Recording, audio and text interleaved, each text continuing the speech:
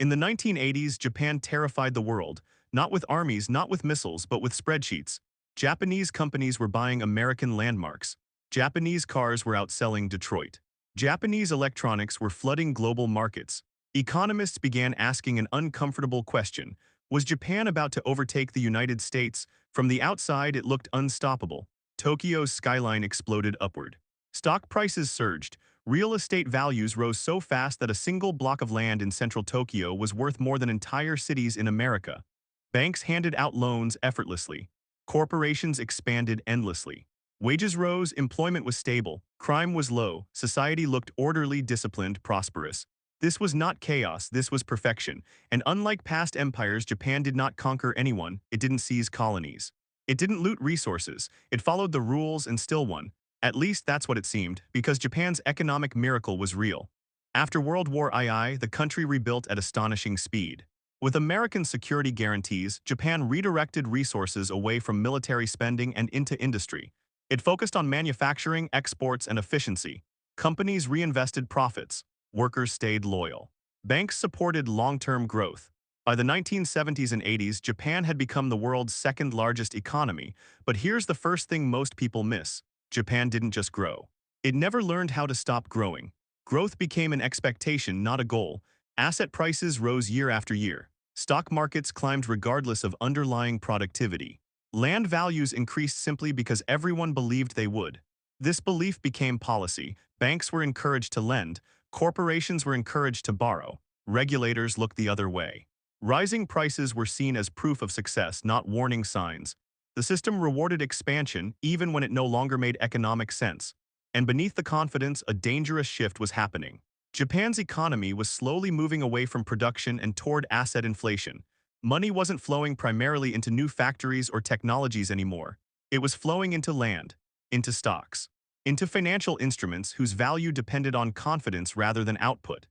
Tokyo real estate became the most expensive on earth, not because it produced more, but because everyone believed it was safe forever. This was not irrational exuberance in the Western sense. It was collective discipline pointed in the wrong direction. Japanese institutions didn't panic, they coordinated, they stabilized prices, they smoothed downturns. Every time a problem appeared, it was absorbed quietly. That quiet efficiency became the trap, because economies need failure to reset. Japan refused to allow it. By the late 1980s, the bubble had grown enormous. Corporate balance sheets were bloated with inflated assets. Banks were overexposed. Households assumed prices could never fall. The government quietly worried but acted too late. In 1990, the bubble burst. Stock prices collapsed. Real estate values plunged. Trillions in paper wealth vanished. And the world waited. Surely Japan would crash. It didn't, and that was the real problem. Most economic collapses are loud. Japan's was silent. When the asset bubble burst in the early 1990s, Japan faced a moment of reckoning. Banks were insolvent. Companies were technically bankrupt. Loans would never be repaid. Assets were worth a fraction of their listed value. In most economies, this triggers collapse. Businesses fail, banks shut down, assets are written off. Pain is sharp but short, the system resets. Japan chose a different path. It chose to freeze. Instead of forcing bankruptcies, Japan protected institutions. Banks were quietly supported, bad loans were hidden, companies that should have failed were kept alive. These firms became known as zombie companies, businesses that survived only because credit never stopped flowing. The goal was stability, the cost was growth. By avoiding collapse, Japan avoided recovery. Capital was trapped in unproductive firms. Young companies struggled to get funding. Innovation slowed, wages stagnated, productivity gains faded, but unemployment stayed low. Crime remained minimal, society stayed orderly. From the outside, Japan looked fine. From the inside, something vital was missing: momentum. The government responded with stimulus after stimulus. Interest rates were lowered to zero, then below zero. Massive infrastructure projects were launched, debt exploded. None of it reignited growth. Why? Because the core problem wasn't demand, it was allocation. Money was everywhere, but it wasn't moving. Banks preferred to roll over old loans rather than fund new risks. Corporations hoarded cash instead of investing. Consumers saved instead of spending. Fear replaced confidence, and fear is rational when the future looks flat. Japan entered what became known as the lost decade. Then the lost decade became two. Then three. GDP barely moved, prices stagnated or fell. Young people delayed careers, families, ambition. The population aged. Innovation shifted elsewhere. Japan didn't collapse, it stopped. And stopping is more dangerous than falling because it feels safe. Japan's debt ballooned to levels no other developed nation could sustain, but interest rates stayed low. Investors trusted the government. The system limped forward. This created a strange paradox. Japan became proof that an advanced economy could survive indefinitely without growth, but survival is not success. Japan had avoided pain but locked itself into stasis. The miracle had turned into a museum, and the trap was complete. By the mid-1990s, Japan had avoided the catastrophe everyone expected. Banks were still standing, corporations were still operating, unemployment was low, social order remained intact. On the surface, it looked like success. But underneath, the economy was no longer alive in the way an economy must be. It was being artificially sustained. The collapse of the asset bubble had left Japan's banks with enormous bad loans. In a normal system, these loans would be written off. Banks would fail, assets would be repriced, new owners would emerge, pain would be sharp but the system would reset. Japan refused to allow this. Instead, banks were encouraged quietly, unofficially, to keep lending to failing companies. Losses were rolled over. Balance sheets were masked. Insolvent firms were kept alive with cheap credit and regulatory patience. These firms became known as zombie companies. They weren't profitable, they weren't competitive, they weren't innovative, but they survived, and survival came at a cost. Capital that should have flowed to new, productive businesses was trapped propping up the old. Young entrepreneurs struggled to get financing, risk-taking vanished, innovation slowed. Japan didn't run out of money, it ran out of creative destruction. The system became optimized for stability rather than progress. Banks preferred certainty over opportunity. Corporations preferred preservation over expansion. Workers stayed loyal but upward mobility stalled. This created a quiet paralysis. Productivity growth flattened, wages stopped rising. Promotions slowed. The next generation realized that effort no longer guaranteed advancement. Ambition softened. The government tried to compensate. Massive public works projects were launched: bridges, roads, tunnels, dams. Construction kept employment high. Debt soared, but these projects did not generate long-term growth. They maintained motion without direction. Interest rates were slashed to zero, then below zero. Money became essentially free. Still, companies did not invest aggressively. Why expand when demand was flat? Why innovate when survival was guaranteed? Japan had created an economy where failure was forbidden, but failure is how systems renew themselves. By preventing collapse, Japan also prevented rebirth. The result was an economy that functioned mechanically but no longer evolved, like a perfectly preserved organism that no longer grows. From the outside, it looked impressive. From the inside, it felt stagnant, and this stagnation became cultural. Young Japanese workers entered companies expecting stability, not opportunity. Lifetime employment remained, but lifetime advancement did not. Risk-taking declined. Entrepreneurship became rare, the miracle generation aged, and Japan's future quietly shrank. While Japan focused on stabilizing its economy, another force was quietly reshaping its fate. Demography. Japan was aging faster than any major society in history. Low birth rates, long life expectancy, and limited immigration combined into a demographic time bomb. The workforce shrank. The number of retirees exploded. Fewer workers were supporting more dependents. This mattered more than any stimulus plan. An aging population consumes more and produces less. Healthcare costs rise, pension obligations expand, innovation slows, risk appetite declines. Japan tried to offset this with policy. More government spending, more debt, more monetary easing. By the 2000s, Japan's public debt had surpassed 200% of GDP, unprecedented for a developed nation. And yet there was no immediate crisis. Interest rates stayed low. Domestic investors bought government bonds. The system held. This reinforced the illusion. If Japan could carry this much debt without collapsing, why change anything? But debt that doesn't explode still accumulates consequences.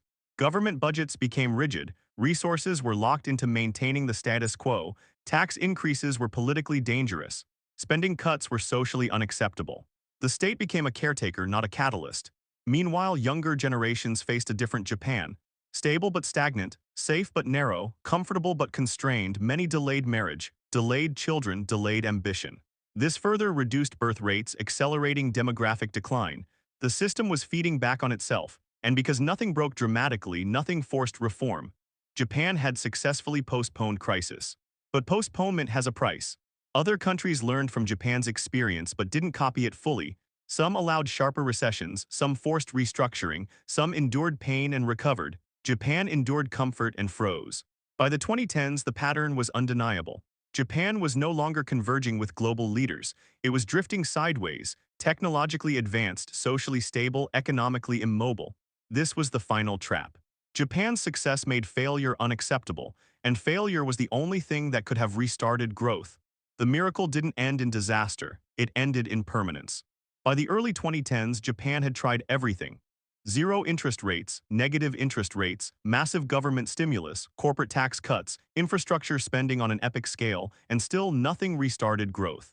This is the moment where most explanations fail because they assume Japan simply didn't do enough. The truth is more uncomfortable. Japan did too much of the wrong thing. The problem was no longer banks. It was no longer companies. It was no longer policy tools. The problem was expectations. After 2 decades of stagnation, Japanese society had adapted.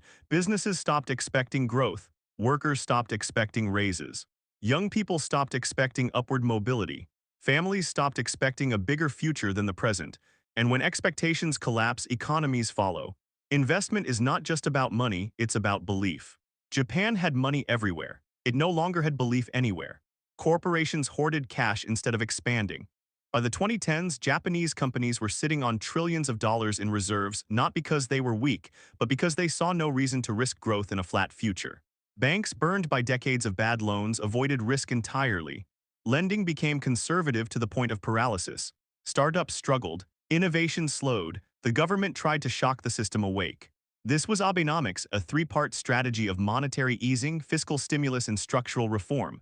The first two arrows were fired aggressively. The third, structural reform, barely moved. Why? Because reform meant allowing failure. And Japan's system was built to prevent it. Reform would mean letting zombie companies die, forcing banks to absorb losses, breaking lifetime employment norms, restructuring pensions, opening immigration. Each reform threatened stability.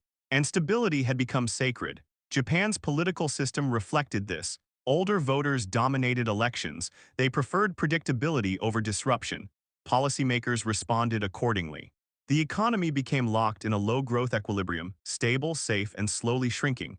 Even technological leadership couldn't save it. Japan excelled in robotics, automation, and precision manufacturing. But automation replaced workers instead of expanding markets. Productivity gains did not translate into higher wages or broader demand. Growth remained elusive. Japan had achieved the impossible. A rich country that could not grow and did not collapse. This is why Japan's trap is so dangerous. There is no crisis to force change, no panic to justify reform, no breaking point, only a gentle, permanent decline. And that makes escape far harder than recovery. Japan's story is often told as a curiosity. A strange exception, a unique culture, a special case. That interpretation is wrong. Japan is not an anomaly, it is a preview. Every advanced economy today faces the same pressures.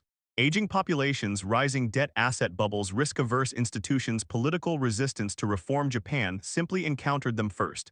And instead of collapsing, it found a way to freeze. This is why Japan matters. It proves that modern economies do not need to crash to fail. They can stagnate indefinitely. They can become rich, safe, and immobile all at once. Japan did not fall because it was weak. It fell into stasis because it was too successful. Its miracle created institutions designed to preserve gains, not generate new ones. When growth ended, those institutions protected the past instead of building the future. And once expectations adjusted downward, restarting became nearly impossible. This is the final lesson. Economic traps are no longer loud. They are quiet, orderly, comfortable. They reward caution, they punish risk. They eliminate failure and with it renewal. Japan avoided collapse, but it paid a different price. A generation without momentum. An economy without direction, a future that never quite arrives. This is why Japan's story belongs next to Spain's gold, the Soviet Union's oil, and Germany's war debt. Each believed it had found a way around economic limits. Each replaced productivity with illusion.